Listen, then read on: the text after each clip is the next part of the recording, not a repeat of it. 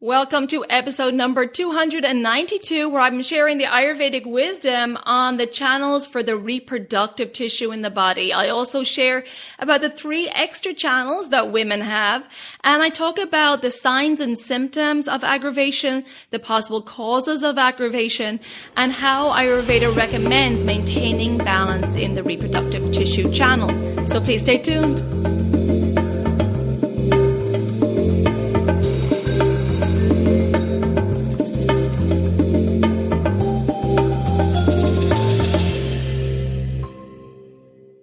Hi there, I'm your host Colette, and on this podcast I will be sharing the teachings of Ayurveda, yoga, and holistic health practices. Now, if you're new to Ayurveda, I recommend checking out the first couple of episodes where I do an introduction to Ayurveda and the mind-body types. Thanks for listening, and now here's a new episode. This episode is sponsored by Kerala Ayurveda. It's not too late to join Kerala Ayurveda Academy's annual Skin and Beauty Workshop, June 24th and 25th, both in person or online. You'll learn all the ancient tips, tricks, and recipes for head-to-toe radiant skin and hair, Ayurvedic facials, homemade eyeliner that's good for your eyes, and more. Visit keralaayurveda.us/courses to sign up and use the code BEAUTYELEMENTS for $30 off. You'll find all that info in the show notes. Hey there, and welcome back to the Elements of Ayurveda podcast. It's me, Colette, today for another solo episode as I continue my series on the Shrotas, or channels of the body. Now, if you're not familiar with this Ayurvedic wisdom on the channels of the body, please check out my first episode in this series, episode number 272, titled The Food Channel and the Shrotas, and this will really give you a great foundation to this Ayurvedic wisdom on the Shrotas. Now, in this episode, I'm focusing on the channels for the reproductive tissue. Artava Vaha Srotas is the channel carrying nutrients for the female reproductive tissue, the ova or egg, and Shukra Vaha Srotas is the channel carrying nutrition for the male reproductive tissue, the sperm. Now, the root of Shukra Vaha Srotas is the testicles and the nipples, and the marga or passage is the male reproductive organs, including the prostate, urethra, and the urinogenital tract. The mukha or opening is the urethral opening, and the function of Shukra Vaha Srotas is the transport of nutrition for the reproductive tissue. This Shukra Vaha Srotas is governed by the following subdoshas: prana, udana, apana, and vyana vayu, ranjaka, brajaka, and sadhaka pitta, and kledika, tarbika, and shleshika kapha. Now, signs and symptoms of aggravation of Shukra Vaha Srotas are sexual dysfunction, low libido, infertility, inflammation of the testes, and STDs, or sexually transmitted disease. The function of Artava Vaha Srotas is to transport nutrition for the reproductive tissue. The root of Artava Vaha Srotas is the ovaries and the areola of the nipples. The marga or passage includes the fallopian tubes, the uterus, the cervical canal, and the yoni or birth canal. The mukha or opening of Artava Vaha Srotas are the labia. And this channel is governed by the following subdoshas: prana, udana, apana, and vyana vayu, ranjaka, brajaka, and sadhaka pitta, and kledika, tarbika, and shleshika kapha. Now, I also want to cover 3 extra channels which women have. So the first one is Rajah Vaha Srotas, the menstruation channel, which is structurally connected to Artava Vaha Srotas, but it's functionally different. And obviously the function of Rajah Vaha Srotas is the menses, clearing away the unfertilized ovum and the old endometrial lining and creating the new endometrium lining the following month. Now, Stanya Vaha Srotas are the channels for lactation. So there are 2 in number, 1 channel for each breast. And just like Artava Vaha Srotas, these channels become mature at the time of puberty. However, This Srotas becomes active only after birth, with lactation being the function of this channel. Both Rajah Vaha Srotas and Stanya Vaha Srotas are byproducts of the rasa dhatu, or the first tissue formed from the elemental juice after digestion. And if you're not too sure what I'm talking about here, check out podcast number 92, Nutrition of the Dhatus, for more information on the formation of the dhatus. Really interesting wisdom from Ayurveda there. So when Stanya Vaha Srotas, the lactation, is active, Rajah Vaha Srotas becomes inactive. So therefore a woman's cycle will stop. And once lactation stops, Rajah Vaha Srotas, or the menstrual cycle, will become active again. Now, signs and symptoms of aggravation of Artava Vaha Srotas, Rajah Vaha Srotas, and Stanya Vaha Srotas are PMS, or premenstrual syndrome, tender or swollen breasts, mood changes, menstrual cycle disorders, which I discussed in detail in episode number 263, but these can include hypomenorrhea, which is regular but scanty or light menstrual flow, oligomenorrhea, which is irregular menstrual cycle, amenorrhea, an absence of the menstrual cycle, menorrhagia, which is heavy menstruation, including prolonged menstruation, metorrhagia, which is bleeding at irregular intervals outside of your expected cycle, and dysmenorrhea, which is experiencing pain and cramps during menstruation. Fibrocystic changes in the breast is also another sign of aggravation of these channels.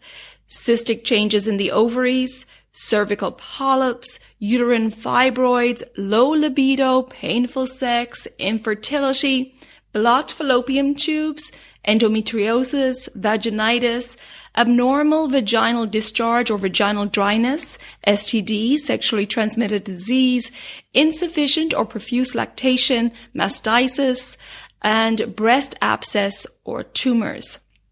Now, some of the possible causes of aggravation in all these channels together, that's Shukra, Artava, Rajah, and Stanya Vaha Srotas, can include sex at the improper time. And yes, Ayurveda gives us guidelines for sex, and these guidelines are tailored to each dosha type. But let's talk about in regards to the time of day. The best time of day for sex is during kapha hours, 6 to 10 p.m., when the body is winding down for sleep, as kapha is grounding and provides the lubrication in the body. The next best time would be 6 to 10 a.m., also kapha time. Now, Ayurveda also recommends less sex during the hot months when our body's strength is low. So we have to take into consideration our constitution, maybe our current imbalance, the time of day, and the season. This is Ayurveda. It's awareness about how all these factors in our life affect our health. I'm going to jump in here to tell you some very exciting news. I'm finally hosting a Ayurveda rejuvenation retreat in Bali with Dr. Sujata from Infertility Ayurvedic Clinic. That's where I worked from 2014 to 2015. And finally, after all these years of talking about it, we're going to do a retreat together. The dates are December 4th to 10th, 2023. It's an all-inclusive retreat. You'll get consultations, Ayurvedic medicines, treatments, Ayurvedic food, and you'll be in this beautiful healing cocoon of Infertility Ayurvedic Clinic. You can check out the video and all the details on my website, elementshealingandwellbeing.com. Just click on the link in the show notes or visit my website and click on the events tab. And I hope to see you in Bali in December.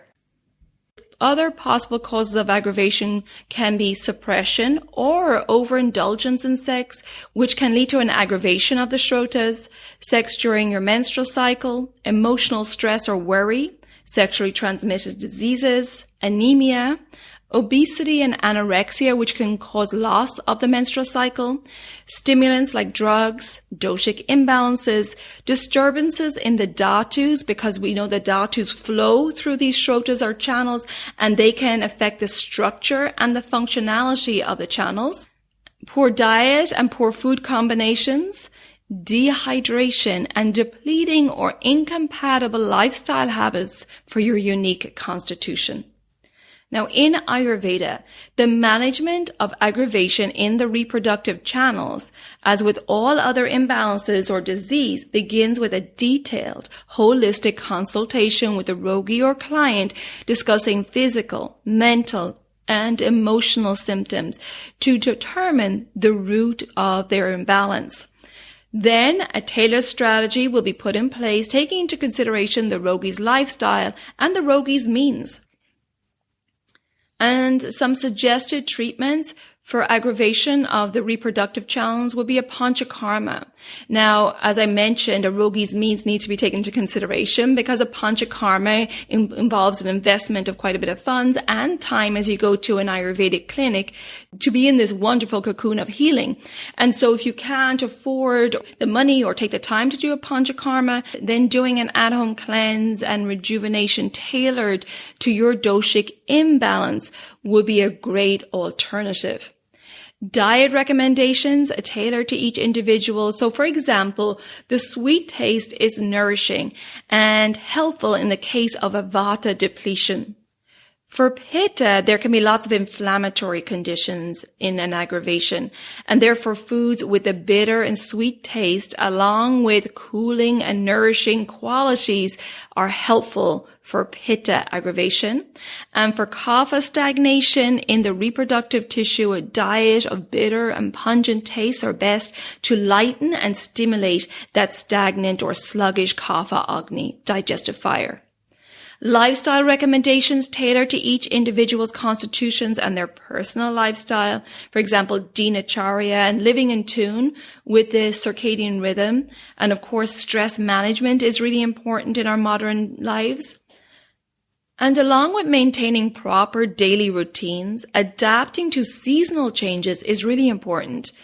So food and lifestyle adjustments for each season. And I discussed this in detail in episode number 122, titled Ayurvedic Ritucharya or Seasonal Principles. Also, regular cleansing at the joint of the seasons is really important to help eliminate any accumulation of toxins, to balance the doshas, and to help prevent any aggravation during the seasonal transition and in the coming season. Herbs may also be recommended to support the reproductive tissues like shatavari and ashwagandha. Now, if you need support on your Ayurvedic healing journey and you would like some guidance tailored to you and your lifestyle, please check out my online services. I offer online consultations where I put together a strategy for your diet, your lifestyle, your self-care, and mindfulness practices to help you maintain balance and prevent illness. And of course, I will also address any current imbalances. And we get really detailed in this consultation. We talk for about 45, 60 minutes. And then we look at your food and we make meal plans that are in tune with your lifestyle. And we talk about your morning and evening routines. And I make suggestions for self-care and lifestyle and exercise and so on. So you'll leave that consultation with a very detailed strategy and also education on your unique constitution and your current imbalance. I also offer private digestive reset cleanse where you can choose your own dates. This cleanse package comes with a 90-minute consultation again, so I can determine your current imbalance and tailor the recipes, the yoga videos, the pranayam, the meditation, and everything else to you and your lifestyle. And of course, I support you throughout the cleanse as well. I also have an educational program called Daily Habits for Holistic Health program. It's a 28-day online self-paced program. It's great if you want to study on your own. We talk about the circadian rhythm and how to implement these daily self-care practices, these dinacharya, which are in tune with the circadian rhythms to help you maintain balance. I talk about the mental imbalances and how to maintain positive mental health and practices you can do. And most importantly, I talk about how to become your own healer and the principle of opposites in Ayurveda and how to implement that into your life, and lots of education around that, and how to tune into your intuition also and feel confident and empowered to make your own decisions for your health and your life. So I'll put all those links in the show notes. And of course, if you have any questions before you book any of my online services, please take advantage of my free 15-minute online services inquiry call where we can hop onto Zoom and chat about your questions. So there you go. That's it for today. All the Ayurvedic wisdom on the reproductive tissue channels. I hope you found this episode interesting. And if you haven't already subscribed or followed the podcast, please do so, and the new episodes will automatically download for you. And if you would like to rate and review the podcast, I would really appreciate that so we can get this information out there into the world. You can find me on social media under Elements Healing and Wellbeing on Facebook and my new Instagram channel, Elements of Ayurveda Podcast. Thank you so much for tuning in, and until next time, take good care of yourself, be well, and bye for now. Slán go fóill.